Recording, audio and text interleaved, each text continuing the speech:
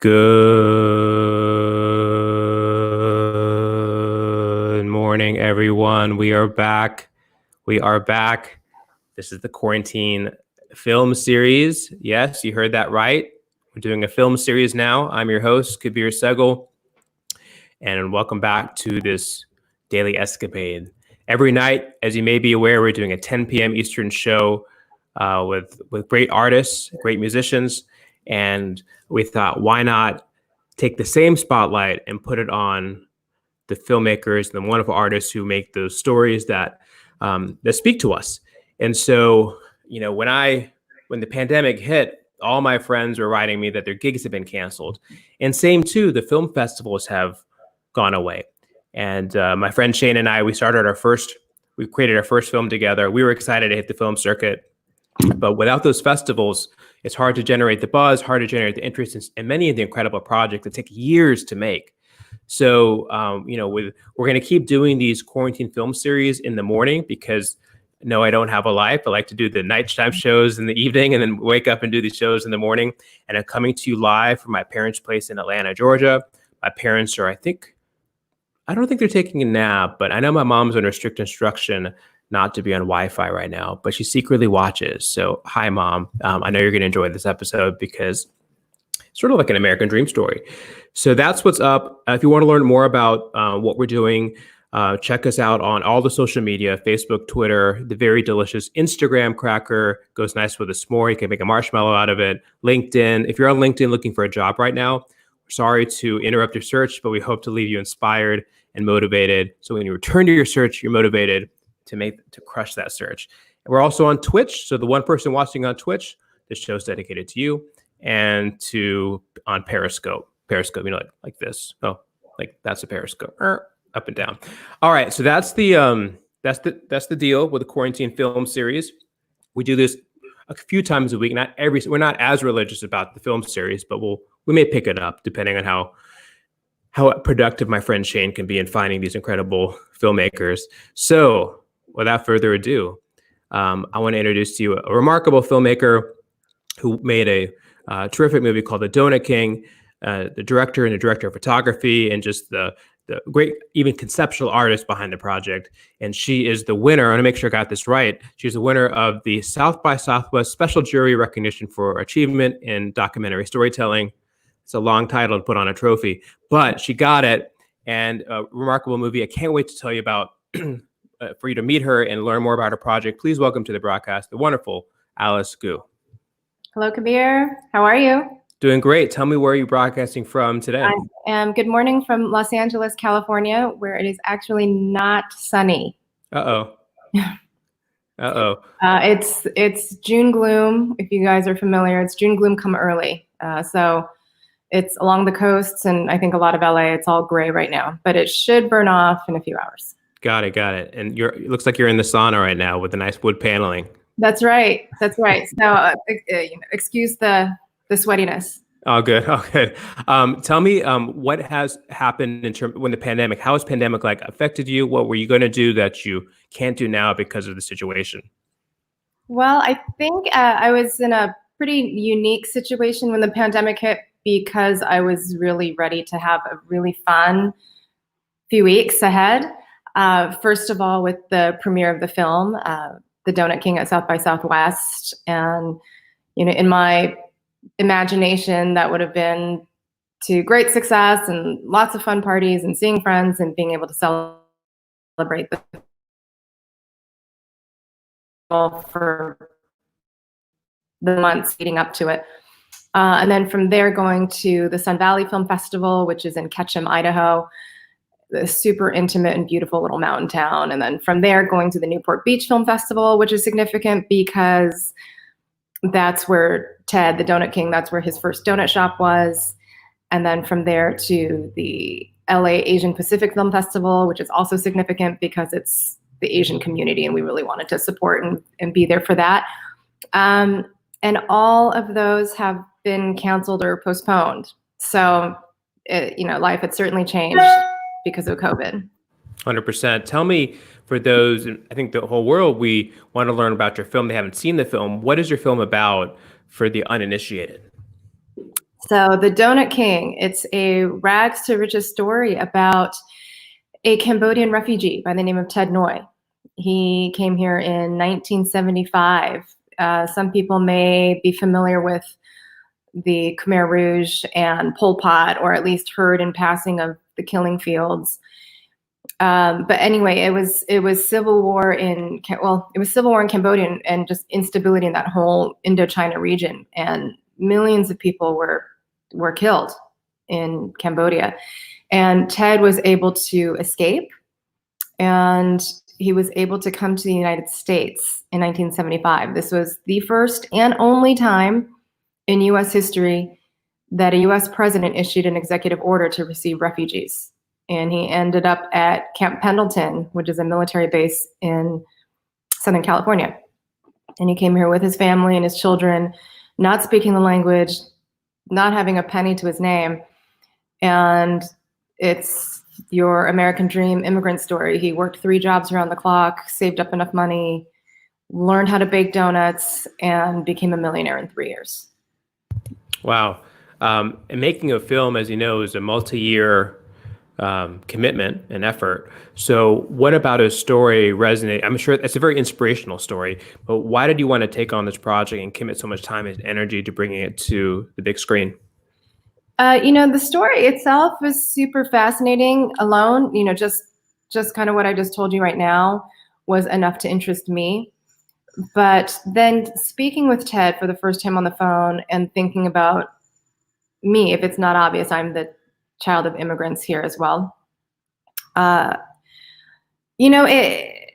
this time in America and in the world when there's a bit of a xenophobic thread, and that immigrants are not welcome, or immigrants do not contribute or are here for the take, and thinking about my parents' journey and how hard they worked to give me the American dream, it was a story that went from being fascinating to one that I really passionately needed to tell. Got it. Yeah. Hey guys, if you're watching and you want to ask Alice a question, please feel free to drop a comment, and no questions off limits. So we'll put it up and see what she says. So talk to me about the production process. When did you start? How involved was the project? Well, I already talked about your roles, but maybe I missed a few as a director of photography. Talk to me about the process of making it. Well, I made a cold call. So trying to find Ted, I knew that he was in Cambodia based on a magazine article that I'd read, and I just had to find him. And I called the first donut shop I looked up in Santa Monica, and I was very lucky. This girl answered the phone in perfect American accented English, and she said, "Hi, you've reached the right person. I can help you. Ted is my great uncle, and I can connect you guys on Facebook." And a couple days later, we were in touch on Facebook, and that was that first conversation that actually left me quite emotional. And I called up my producer, Jose Nunez, and he had heard the story about Ted on NPR a couple years before, and he said he never forgot the story too. He said he actually had somewhere to go, and he pulled over and stayed in his car because he had to hear the end of the story. And after talking to Maylee, who was the girl at DK Donuts who I spoke with, about 6 weeks later, I was in Cambodia, and through a grant with ARI, they gave us a camera grant. They believed in support. Looking at the slide that you just put up, that is us shooting. That was another remarkable bit of happenstance. So Ted had spoken of his first bite into a donut reminded him of, remember, he came here and he was dirt poor, knew nothing about the culture, and he was actually working at a gas station, and he smelled this delicious aroma, wafting in, and he asked the gas station attendant, he said, "What is that smell?" And he said, "Oh, those are donuts."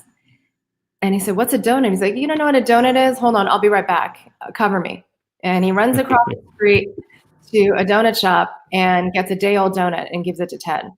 And mind you, this is like the first indulgence or luxury that Ted has had since he's been here, like a little sweet treat. So he takes a bite, and he said that this wave of childhood memories came back. It reminded him of Nom Kong, which is a Cambodian fried round treat.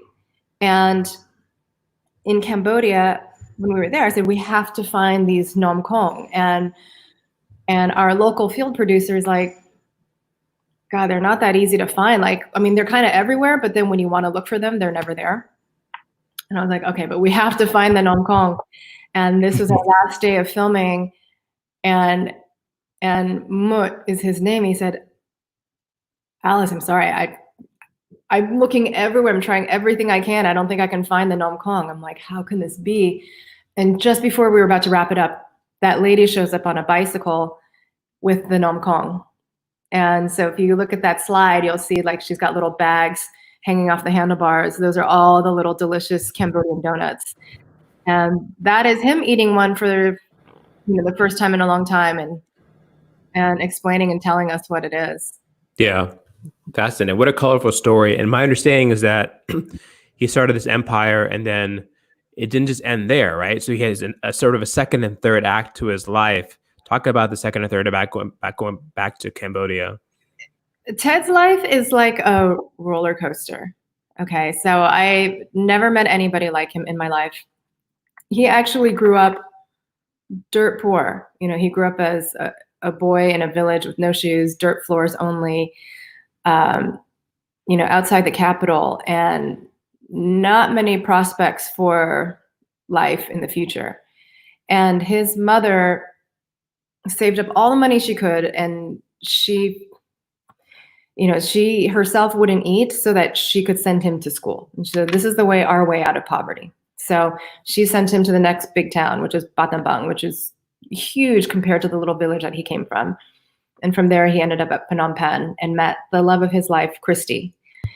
And she was the daughter of a super prominent official in Cambodia. And their love just couldn't be, because her father was high ranking, and they lived in a villa with guards and had American cars and European cars. And meanwhile, Ted didn't even have money for shoes, but he fell in love with her, and against all odds, they fell in love and were allowed to marry.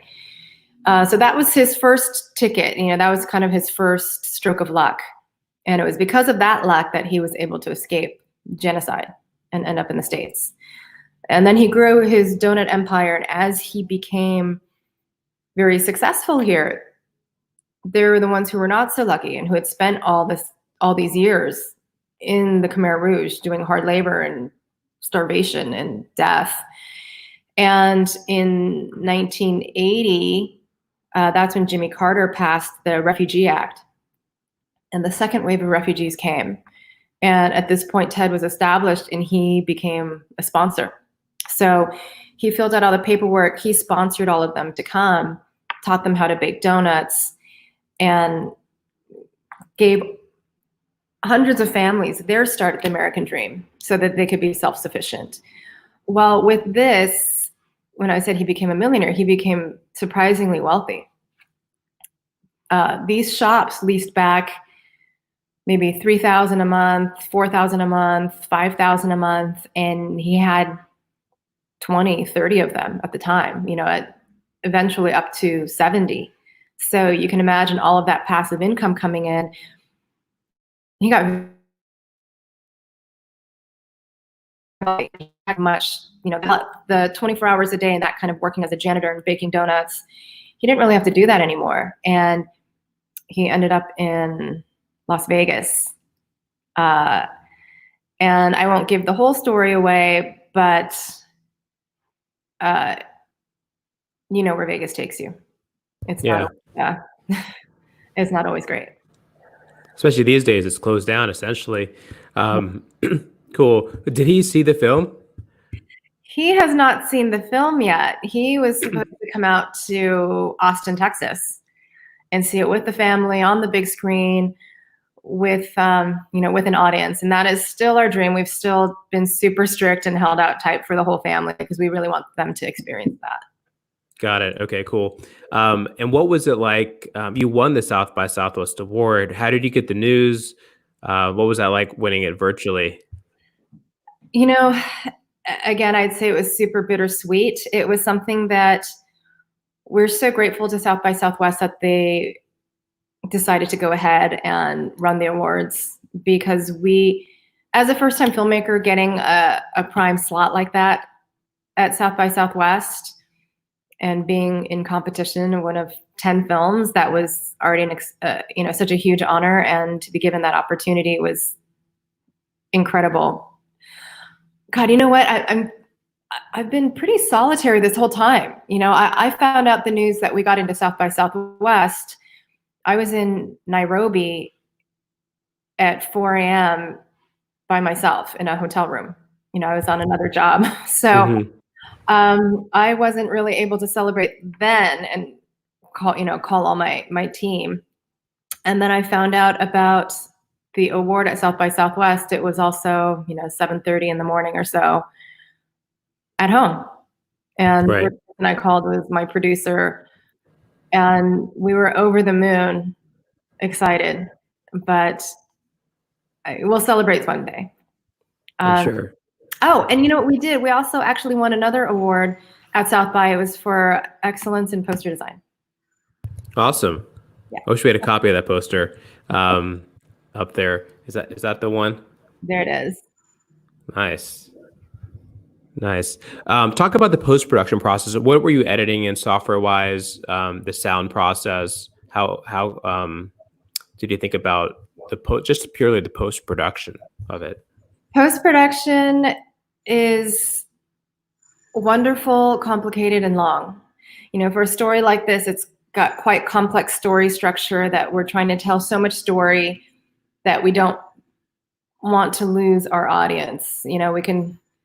It's easy to go off on a tangent and not stay focused. So the most important thing is to be what is in service of the film. Of course, there are things that you have to sacrifice on the cutting room floor. There are many scenes that we filmed that we loved, but we had to make those hard decisions. If it's not in service of the film, then we had to lose it. And we cut in downtown LA in a studio.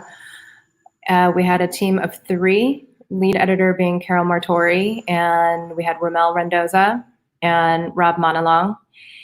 And they were the dream team. They were able to come up with such incredible solves for very difficult situations and tell this complex story in a really, really seamless way. And they cut in Adobe Premiere. It was months of research and pouring through the interviews and extracting what we thought were the most important aspects of the story. And given our compressed timeline, we got our composer involved very early, and that was genius Peter Lauritsen.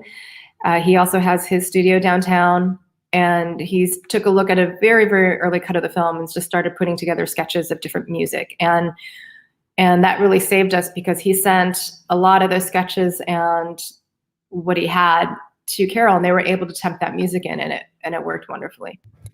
Beautiful. So where can people learn more about the film, and what's the next step for getting it out into the world? Well, thank you again so much for having me here. This is one way. Our next festival, gosh, festivals are really, it's day to day. Cannes, there's no way we're canceling, we're forging ahead, and they realize that they cannot forge ahead. And same goes for Toronto. So, I wish I had an answer, and I wish I knew, but we don't. We're going forward with the fall festivals like they're going to happen, except nobody knows. So we're hoping we're still hoping for that big premiere somewhere. But you can hear us. We will be on the BBC World Service this week. So you'll hear, that's actually a great one. That will be at midnight in the UK, but it will be broadcast throughout the day. And that will be a first-person perspective from Ted himself. Wonderful. It's great to have him involved in the press for this thing. And part of the proceeds are going to a charity. Talk about that and why that was important to you.